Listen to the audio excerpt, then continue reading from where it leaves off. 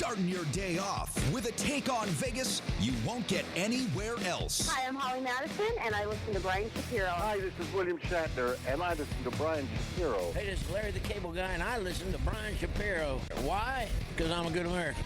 So is he. And if you don't listen to him, you need to pack up and leave this country. This is the Vegas Take with Sharp and Shapiro. Welcome all again!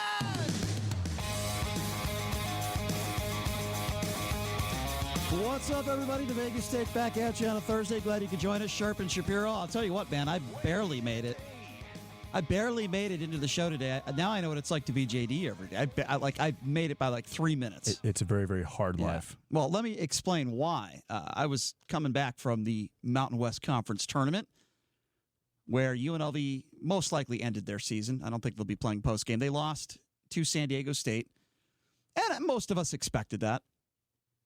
But we'll get to the news of the day in regards to Lindsey Graham. Have you heard this? Blocking a vote for the public release of the Mueller report. Lindsey Graham, just completely moronic.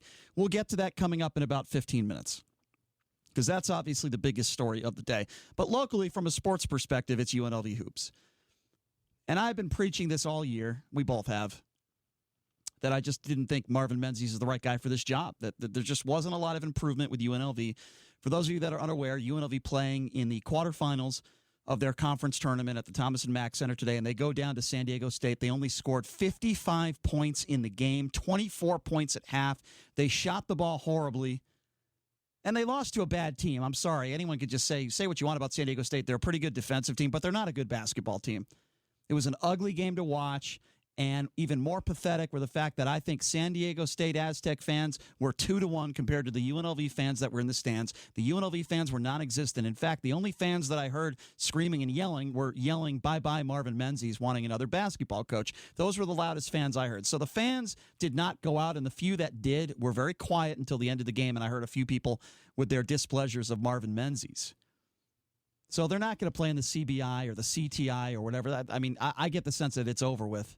And the season is done with. And now the question falls in the hands of Desiree Francois, who is the athletic director of UNLV. Do you bring Marvin Menzies back for a fourth year? You'll hear a few people in the media, well, probably more than a few people, some of whom have some financial ties to the UNLV athletic program, all say, well, we got to bring Menzies back at least 1 year. Give him 2 more years.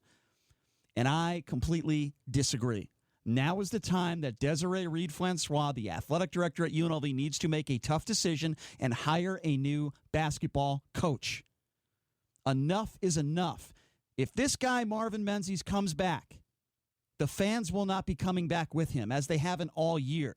That is the biggest issue, besides not winning, besides not getting into postseason. The fans have given up on Marvin Menzies. That is a problem.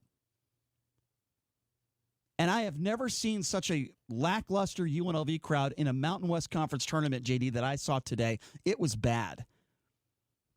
And if those of you want to call in and say, well, you know what, there's improvements, the team is improving, how do you explain what happened last year, and how do you explain what happens at the end of the March this year? Another year where they no postseason play, another year where they lose in the quarterfinals of the Mountain West Conference tournament, another year that to most people would call it a failure. This is the Mountain West, one of the worst conferences in the country. Yeah, there's a couple good teams. The middle and the bottom suck. It is just a horrible conference. And how do you, I just don't get it. How can anyone out there want to bring Marv back and think that this is the right, what's going to happen next year? What if they make second, third, fourth in conference and maybe, best case scenario, get an NIT invite? Is that enough to make the fan base happy? Is that enough to bring them back? No, it's not. Now's the time. And why is that? Why is that not enough? Do you think that fans will support this program if he makes the NIT? Because this program is one of maybe 10 or 15 programs in the last 50 years to win a national championship. And they're less than 30 years removed from it. Even worse. That's a big deal. It is a big deal, but even worse, JD, is the fact that UNLV is on the brink of not being relevant anymore. Locally. Yes. Not just nationally, not just regionally, locally. Exactly. With the Raiders, the Golden Knights, yeah, possibly an NBA team, possibly an MLB team. A lot more competition than there was 10 years ago. And look, I have my favorites of coaches that are available. I've spoken on it. But look, if Thad Mott is available, hire him immediately. If Steve Alford is available, hire him immediately. I'm not a big Jason Kidd guy. If he's available, hire him. You need somebody to take this program over that fans can relate to. Get excited about the program a little bit. Move it. It's not been moving in the right direction. Stop it. It's not. They haven't gotten further than the quarterfinals 3 years under Marvin Menzies. Last 2 years in the play-in game. And they're a middle-of-the-pack team by year 3 in one of the worst conferences in the country. And I tell you right now, Nevada, in my opinion, they're just going to destroy San Diego State tomorrow. I don't think San Diego State has much of a chance. San Diego State, not a good basketball team. One thing if they lost to Nevada or Utah State, they didn't. They lost to a bad San Diego State team. That's pretty good defensively, but just their offense is atrocious. So I'll take some phone calls out there. What do you guys think about this? It's most likely the last game for UNLV of the year. They fall to San Diego State at the Thomas and Mack Center in front of nobody. There were more San Diego State fans. They travel very well, by the way. More Aztec fans by far than UNLV fans in the Thomas and Mack, which is pathetic. It's a joke. What do you guys think out there? Where do you think the direction of the program is going? Where would you like it to go? Do you think Marvin Menzies should come back for another year as the UNLV head basketball coach? Again, we'll get to the news of the day coming up at the bottom of the hour, but certainly this is the big local news. UNLV losing to San Diego State in the quarterfinals of the Mountain West Conference Tournament, and it appears as though their season is over. We'll take some phone calls. What do you guys think about this program? Why didn't you go to the game today? Maybe you did go to the game. I want to hear from all of you. The number to call if you want to be a part of the program is 257-5396. 702-257-5396 if you would like to be a part of the program. And I know usually we do talk about the news of the day. We'll get to all that, but certainly this is the big local story of the day. UNLV falling to San Diego State in the first round of the Mountain West Conference Tournament. And where does the program go from here? I don't know. It falls in the hands of Desiree Reed-Francois, and I can't get inside her head. I have no idea what she is thinking. I have no idea if she already has another coach in mind. I have no idea. Maybe she knows that Marv's going to be coming back next year. I have no idea. I have absolutely no clue what she is planning on doing, but I'll tell you this, it'll be the toughest decision that she's made since being an athletic director, or maybe being involved in athletics. She has a very difficult decision to make, and I certainly hope she makes the right decision, and I believe that decision is get a new basketball coach. I never wish someone to be fired. I never wish someone to, their career to end here at UNLV. I have rooted for Marvin Menzies. I've wanted him to succeed here. It's just not working out. Ask the fan base, ask the boosters, ask the people that donate to the university if they are happy with what Marvin Menzies has done in 3 years. And if you want to wipe away that first year, fine. But it's still 3 years under his belt. What has he accomplished? What has he done? Well, he's got some good kids. They're getting good grades. They work hard. They play hard. But that's not good enough when you're making, almost $1 million a year. That's not good enough when you're the head coach of UNLV. I'm sorry, it's just not. It's simply not good enough. You bring him back next year. You think the fans are going to show up? You bring him back next year, and he's got arguably some of the top talent, in the Mountain West Conference. Do you think getting second or third in the conference and maybe an NIT bid, is that enough to get the fan base excited? Is that enough to bring him back for a fifth year? No, we're in the same spot we're in right now. Do you see this guy getting this team to the NCAA tournament? Do you see this guy getting this UNLV to Sweet 16s? I certainly don't see it. Now is the time where Francois has got to make a decision. And if she brings him back next year, I think that's all we need to know, because I completely disagree with it. And I know probably a lot of members of the media in this town disagree with me, but that's fine. I tell it like it is. Did you see their offense today, JD? Did you see what they were running? It just consists of 3-point shots, prayers, as I like, and then Hardy going one-on-one. That is their offense. I don't know what else they run. Did they do a decent job defensively? Yeah, but they played against a team that was offensively challenged. Except McDaniels, those guys can't shoot the ball. They're terrible, San Diego State. It was awful. I'll open up the phone lines again, 257-5396, number to call, 702-257-5396. Where do you want this UNLV program to go? How do you think they should go about doing it? Do you think Marvin Menzies should come back? Let's start with Austin. Austin, thanks for calling in. How are you? What's up, Hey, Austin? guys, good. How are you doing? Doing good. What's on your mind? Doing very well.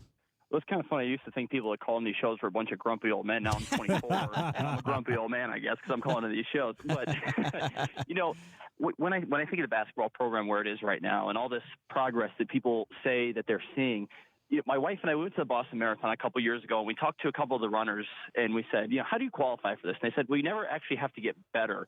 You just have to get older because then the time goes down. And it seems like what UNLV is doing. I think that's a good analogy because they're not getting any better. Right. The Mountain West is just getting worse and worse and worse. And I mean, if you look over the course of the last 5-6 years, there was never teams back. I think there were like 2 teams that were under 500 back in like 2011 through 2014. Right. And so they're not getting any better. And I thought you just brought up a really good point, which I've thought too. It's like, where are they going to be in the very end? When this finally all culminates and the program is where Menzies wants it to be. Is it going to be the Sweet 16? Is it going to be in the NCAA tournament? And it's just, at this point, how can you think that? Yeah, I agree. Yeah. Did you go to the game, Austin? No, I was at work, so I was listening on the radio to all of the all the very optimistic takes on this season and how great it was, how much improvement there was, and how next year is just going to be the year. Yeah, I just think you have a lot of buffoons that are making comments like that. So what was the marquee win this year for UNLV basketball? San Jose State. BYU.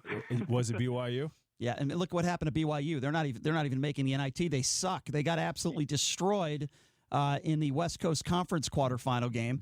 They're not even good enough to make the NIT, and that is the best win. So the best win, Austin, and by the way, I agree with you. The best win by UNLV this year is against a team that isn't even an NIT team. They won't even get an invite to the NIT. And people want to call that progress with the UNLV basketball program. It's a freaking joke is what it is. And what kind of a coach has a record like 3-31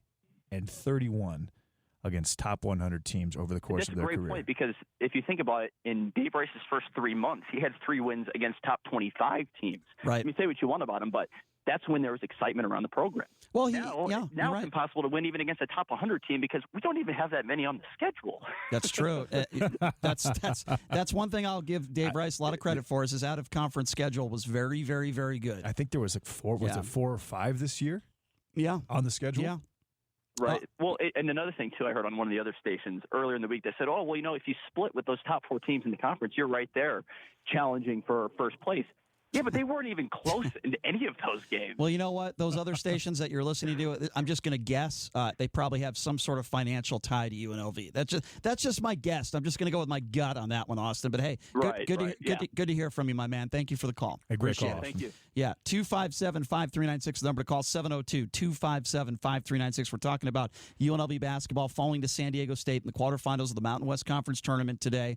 Their season, it looks like it's over. They're not going to be playing in the CBI or the CTI or the ABC, whatever tournament it is. I don't know. They're just not. It looks like the tournament, the season for UNLV is over. And, say what you want, but you still lose. By the way, Noah Robotham was atrocious today. He had a horrendous game today, just terrible. Well, he's not a great athlete. It's hard for him to get a shot off. He played well the last 4 or 5 games, but against a very, very good defensive point guard or guards, he's not going to do anything. He's going to be very, very ineffective, and he showed that today. And it's funny because everybody talks about Houston, who I think had a great year last year. But keep in mind when Houston was healthy, this team was 4-4. So for those of you saying, well, they lost their best player, first of all, I think their best player is Amari Hardy. I think he is UNLV's best player. Houston did not have a good start to the season. Again, the team was 4-4. So when he comes back next year, how can you guarantee that? He's our savior. He's going to win us some basketball games. Boise State's going to be good next year, JD. They're going to be better. They're going to be good.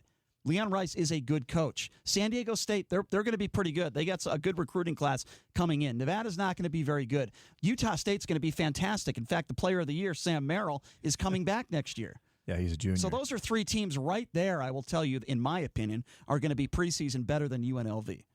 So if they finish 3rd or 4th in the conference next year, maybe lucky enough to get an NIT invite, is that enough to bring them back for a 5th year?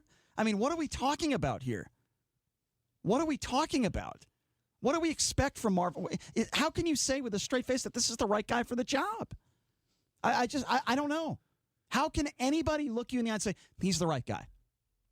This is the guy that's going to bring us to the promised land. This is the guy that's going to do what Kruger did and get us to the tournament. How can you expect him to win any games against very, very good teams next year, considering his record over his career against top 100 teams is 3-31? Well, again, that's just at UNLV. No, he's 0-12, I believe, at New Mexico State against ranked teams. I believe, if I'm not mistaken. Maybe you're right. I'll have to look at that. But I know that at New Mexico State, he'd never defeated a top 25 team, and he never won an NCAA tournament game. He won one game against the top 25 here as the coach of UNLV. So those are problems. And he's had, 13 losses by more than 15 points? He gets blown out by teams that are above 500. In less than 4 years? Yeah. I mean, I can't think of a team they beat in conference that was over 500. When you're getting blown out by 15-plus points 4 or 5 times a year, there's a real issue. And when people aren't attending your games, right, and when you're making excuses, he makes all the excuses. That's probably my biggest problem is the fact he doesn't just say, okay, we're not that good. We have a lot of work to do. No, these guys are my babies. We almost won the second half by 8 points. He also talked about the officials today, which I don't think had any bearing in the game at all. In the post-game press conference, which is why I was running a little late getting over here. I was listening to the press conference, and he talked about the officials, JD. And, there was a play where I believe it was Hemsley or one of the San Diego State players got fouled shooting a three. The defender got caught in the air. Okay, you can't get caught in the air on an up fake. You just can't. Yeah. Now, after the game, Menzies didn't flat out say the officiating was bad. But he says it in a certain way to use it. Let me give you an example. He said it today. He said, well, we all need to get better. Coaches need to get better, players need to get, and the officials need to get better. And then he went into the officials and talked about, well, it's a really tough call to make with the guy shooting a three, getting fouled. This game had absolutely zero to do with the officiating and everything to do with their lack of, making shots and running an offense that can succeed. Because their offense looked horrendous today, worse than even San Diego State's, which was pretty bad. So that's that. Look, I'm pretty consistent with my opinion on this, and I will be. I hate to say this, but because I'm going against what I think should happen, but I do believe that Menzies will be coming back next year. I don't think they're hiring another coach, which I think would be a tremendous mistake. And everyone says, oh, you got to get a big name. You got to have a plan. You got to have a big name. No, you don't. Get a coach that can win. Get a coach that can turn this thing around. You don't necessarily have to have a big name if you can't afford it. I mean, in an ideal situation, that would be great. We'd love to have a big name. We'd love Rick Pitino coaching this team, right? We'd love a guy like that here. But there are plenty of good young coaches out there. Ask Fresno State how they feel about their guy, Justin Hudson, who is a phenomenal first-year head coach. Phenomenal. What about what's going on at Utah State? What about Craig Smith? Phenomenal job he's done. You can find coaches like that. You can get coaches like that. You just have to look for them. You have to search. You have to see which coaches are available. If you can't get Elaine Wynn to sign a big check, then you're going to have to find a coach like that. You got to find a younger coach because that's a better option. Well, that's what makes an AD a talented, successful AD. Right. You put the work in, you do your due diligence, and you make a solid decision. Yeah. That is the best for your program moving forward. That was probably not the case 3 years ago. And it's her job, by the way, to find donors to sign checks. Right. That is her job as the athletic director. And if she cannot find anyone to sign a check, which is, look, she's in a tough spot. Not easy to find people that are going to sign big checks these days to the UNLV basketball program. Maybe to put some money into the science building. Maybe that's a little bit easier. But as far as the UNLV basketball program goes, this is a tough task. Let's open up the phone lines again. 702-257-5396, talking UNLV hoops. Again, that number to call is 257-5396 if you'd like to be a part of the program. Let's go to Scott. Scott, thanks for calling in. How are you? What's up, Scott? Good. I guess the hardest part about watching UNLV basketball is it's very hard to watch. There's no rhythm. There's no flow. And you can win ugly. You can muck up college basketball games and win, but I don't know what UNLV's identity is. I don't know what they're trying to accomplish, I guess. And we've talked about that, Scott, on the show. You make a very valid point. We've talked about it. What is UNLV's identity? I have no idea. They're certainly not a run-and-gun team. They don't run. Their half-court offense really sucks, for lack of a better term. At times, defensively, they're okay, but look at the opponents that they're playing. You play a team like a San Jose State or a Wyoming or a Colorado State. How much credit do you want to give to how good you are defensively? They're in a very good position when they can out-athlete their opponent, like when Clyburn has his lanes and there's plenty of open three-point opportunities for the guards and penetration. But against a good team with solid defensive structure, they're not going to beat anybody. The game plan just is not good enough. So they're in a good position when they have the athletic advantage. So, Scott, what do you think UNLV needs to do moving forward? What would you like to see happen to the program right now? They need guys that can stroke it. You need legit two guards who can come in there and extend the defense and I mean, it just looked like mechanical basketball. Well, which I think that Clyburn is. Yeah, but Clyburn's he's not a shooter, though. He's not a shooter. He's not a 1, 2, or 3, really. Yeah. Well, what do you think about He's a swing man. What do you think about the coaching situation, Scott? Do they keep Menzies for another year, or should they look elsewhere? Do. There's just no money. You got to pay these coaches money.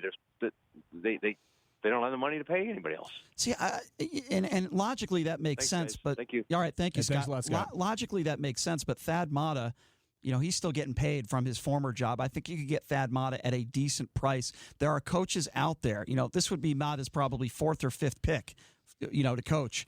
I think you could get him at a reasonable price. I think you could maybe get Alford for something close to what Marvin's getting, because I think Steve Alford wants to coach as well. I do believe that there are coaches out there that would take this job. I don't think Steve Alford is even as good of a coach as Marvin Menzies is. He's a great recruiter, but he is not a good coach. I don't know. I've heard people say he's not a great recruiter either. I've talked to some of my sources that would say otherwise. I mean, everywhere he's been, even at Iowa, he's recruited well. Mm-hmm. Well, I'll tell you what this program he has needs. that Alford name. I'll tell you what this program needs. They need a change. They need a pulse. They need something. And what do you have to lose at this point? I mean, when you got rid of Dave Rice, you lost a lot of recruits. You fired him midseason. You had a lot to lose with that decision. What do you have to lose if you get another coach? Who's going to leave? Do you think Houston's going to leave? Fine. I think it's worth it. You need to press the reset button here, and you need to bring the fans back. And in order to do that, I think you need to make a change. You have to. You have to at this point. You absolutely have to make a change. And if she doesn't make a change, I think she's making a mistake. And this is not personal. So stop it with you're just a Menzies hater. You're just a UNLV hater, because some people in the athletic department would probably say that about me because I speak my mind and I'm honest. I don't care. It is my opinion that this is the wrong guy for the job, and I said that at the end of last year. This is not the right guy for this job. I've never said on the record that I think he's a horrible coach. I've never said on the record that he's a bad guy. I've never said any of those things. I've never made it personal. I just talk basketball, and I think he is the wrong guy for the job for a lot of different reasons. I don't think he's recruiting the right players. I don't think he's getting the right talent. I don't think he connects with the fans and the people in this community. Certainly not the way Dave Rice and Lon Kruger did. And it shows, and the racial epithets comment he made didn't help his cause either, by the way. That pissed off a lot of fans, and rightfully so. He is the wrong guy for the job. Period. I mean, I can't. If people out there disagree with me, that's fine. If you're happy with where the program is at and you think Marvin Menzies is making big strides and great progress, or like he said, it's like last week, it's like building a house, right? You got to get the foundation and, we got to get the roof on. Well, guess what? The roof just came off today. A twister just came in and your house is gone. So you got to start from scratch. The storm came in, and that was the San Diego State Aztecs, and they exposed you for the atrocious offensive sets you have. Atrocious. You got beat by a basketball team that is not very good. So enough about building a house.